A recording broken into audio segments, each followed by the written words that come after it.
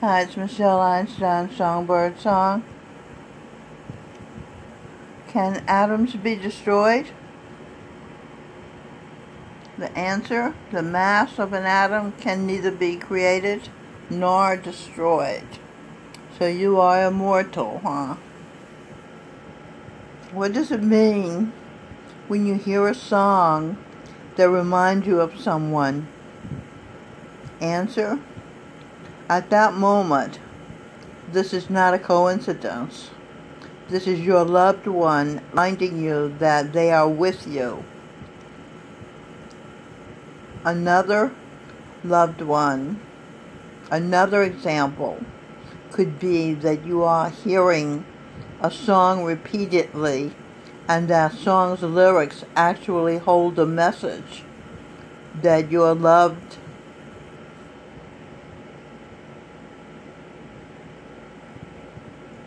that your spirit guides or loved ones want you to hear. Now that answer was from Can Songs Send Messages? The answer was a psychic medium named Lisa Morrison. Okay? This song is called, these are the lyrics to the song, The Mystery of Your Gift, sung by Josh Groban.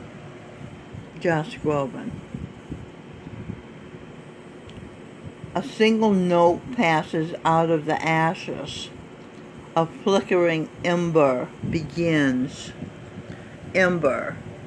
Eve, M for Michelle, B for birdsong, E-R for mother, M-O-T-H-E-R. Eve, Michelle, birdsong, mother, begins. It's the courage to turn when the pages have burned and your story now seems at an end. Seasons stay and seasons go, sending your memories adrift. It's the beautiful longing, embrace the unknown. That's the mystery of your gift. Embrace. E for Eve, M for Michelle, B for birdsong, race. Eve, Michelle, birdsong, embrace, race, white and black, because you could be either.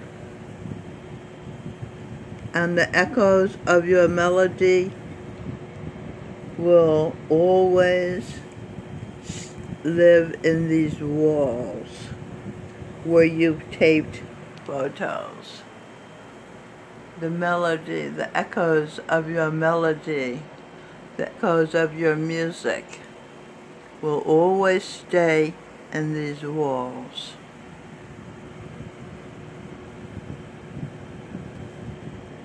And the lessons that you gave to me before you can fly, you must fall.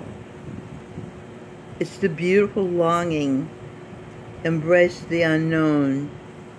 That's the mystery of your gift. There's a voice in the shadow calling for more.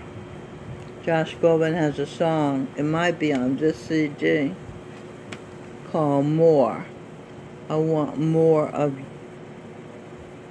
Is it on here? There it is. More of you. Name of this CD is Bridges. He wrote 9 of the 12 songs on here. Sending messages to me. There's a rhythm that beats from within, lending your voice to the warmth of the song. There's a strength in the choir of one.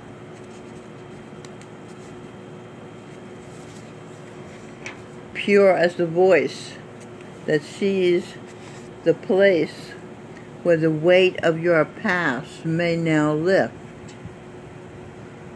The reincarnated souls are being identified I have photos of my loved ones and friends and their previous incarnations, their past lives. That's why the weight of your past may now lift, because I'm becoming aware of my past lives and those of my family and friends. It's a beautiful longing. Embrace the unknown. That's the mystery of your gift. And the echoes of your melody will always live in these walls. And the lessons that you gave to me: before you can fly, you must fall. The baboons, disguised as human beings, as police, protectors of the people, pushed me so hard, causing me to fall on the hard floor, whereupon they handcuffed my hands behind my back. I remember being dragged out of this place, St. Francis of Assisi Residence 3, and I guess shoved into a paddy wagon and taken to Bellevue Hospital of sorts. They said it was Bellevue, where I sat in emergency room, still handcuffed, as I'd been by those 6 cops with guns. They called the cops because I refused to let them take down yet another of my artwork, my collages, because they didn't want the pictures of heterosexual love on display. That's the main reason why they didn't want it there. And I fought for it, and they overpowered me. 6 baboons. Earlier, a couple of months ago, this guy of Pythagoras named Peter, reincarnated as a guy named Peter, said to me, 6 baboons can take down a lion. He was talking about me, Guru Nanak, a lion. I thought he was talking about Gurinder Singh, my guru. So he looked at me to see fear, and I didn't show any fear. I had no idea he was threatening me. And soon he died. Soon after that, he died. But the day that I fought to keep my artwork up, 6 baboons indeed did take me down. So he was right. I saw they were baboons because I can read vibrations.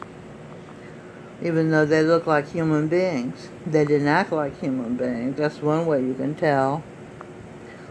Then I remember being in a low-flying plane where we brushed the tree leaves as we began our honeymoon. Josh Groban, Jesus, and myself, Mary Magdalene. Josh Groban sings the lessons that you gave to me. Before you can fly, you must fall. So I fell at St. Francis on the floor, handcuffed. And then I was flying in this plane with him, going to my honeymoon. All very supernatural, isn't it? Well, supernatural's real. What can I tell you? And the beautiful longing, this is back to the song lyric, embrace the unknown. That's the beauty of your gift. Before you can fly, you must fall. So sing higher and higher. 1,000 new voices ring through. If you sing out of the fire, the courage you need comes from you. Another song Josh Groban sings. You have everything you need if you just believe. Wonderful, isn't it?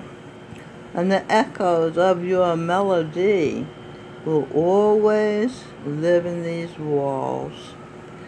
And the lessons that you gave to me, before you can fly, you must fall. It's a beautiful longing. Embrace the unknown. That's the mystery of your gift. Embrace the unknown. That's the mystery of your gift. Source, music match. I'll match the music.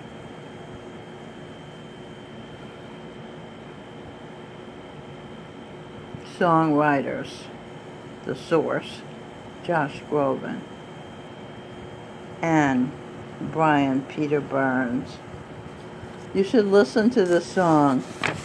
It's exquisite. That's all I can say, and it's free on YouTube. Now, another topic.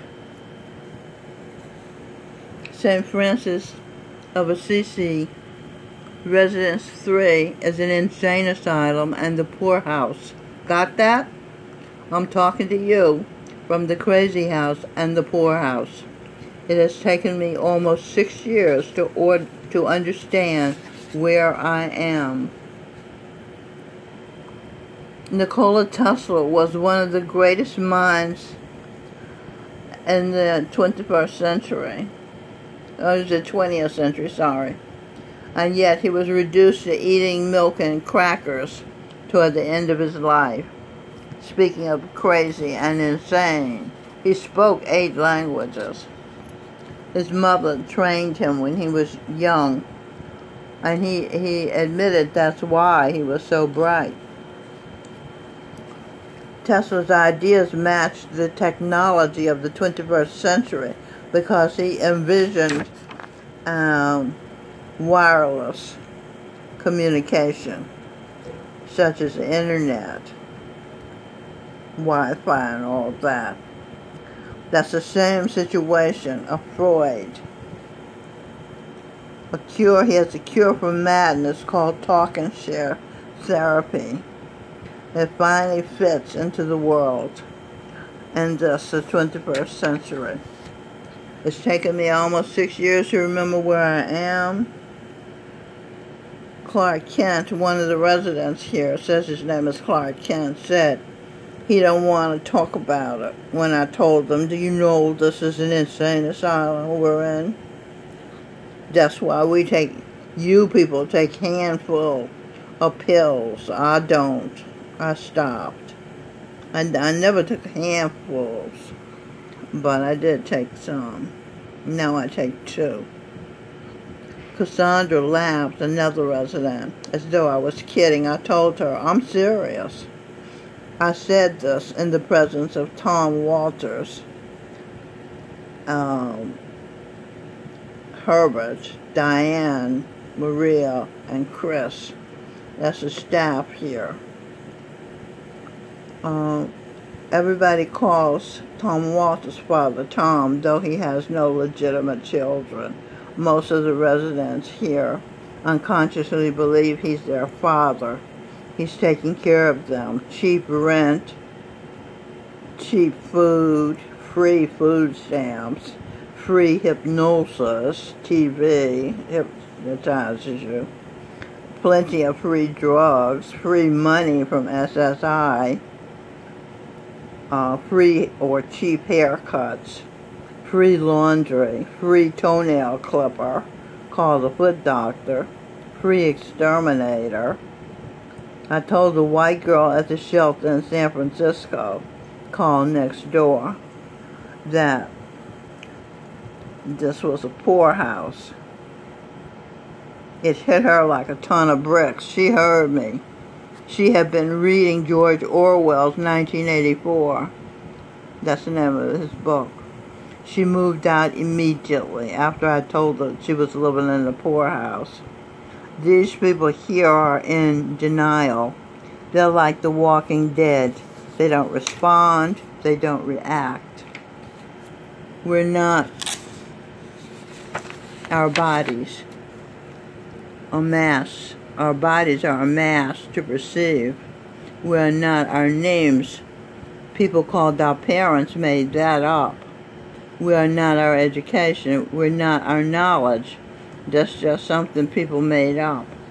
We are nothing. It's all made up, except we are our attention span. And when we become aware, we're being aware. That is nirvana.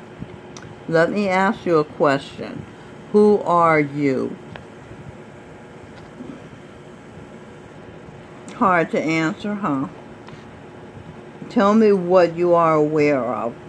What you see, what you hear, what you feel, what you smell, or what you taste, or anything you experience supernaturally. For example, I am aware of seeing my finger point to the word you. I'm aware I bend over. I'm aware I'm moving my toes. I'm aware I hear a sound of air conditioning, I guess. I'm aware I see a white spot on the clipboard. I'm aware I see Josh Groban's picture in my peripheral vision, etc. See how I'm doing that? That's what you do. And that is who you are. You are your attention span. You are your awareness. So if you want to feel yourself, do that little Gestalt exercise and you'll come to yourself. Okay? That is who you are, the entity experiencing self-awareness. Okay? So I've just given you sanity, or at least a way to get to sanity. If you're floating all over the place or scattered all over the place with all different transferences, people you've transferred into your consciousness as yourself unconsciously and didn't realize what you were doing or what you have done. If you do the Gestalt exercises I just told you about, you will feel sane. You will feel in touch with reality. You will be in touch with reality. Alright? Okay, so I'm going to end the video because I have a patient to do talk and share therapy with now. It's waiting at 8 o'clock. I have to go there. Alright. Michelle Einstein, Songbird Song, signing out for now.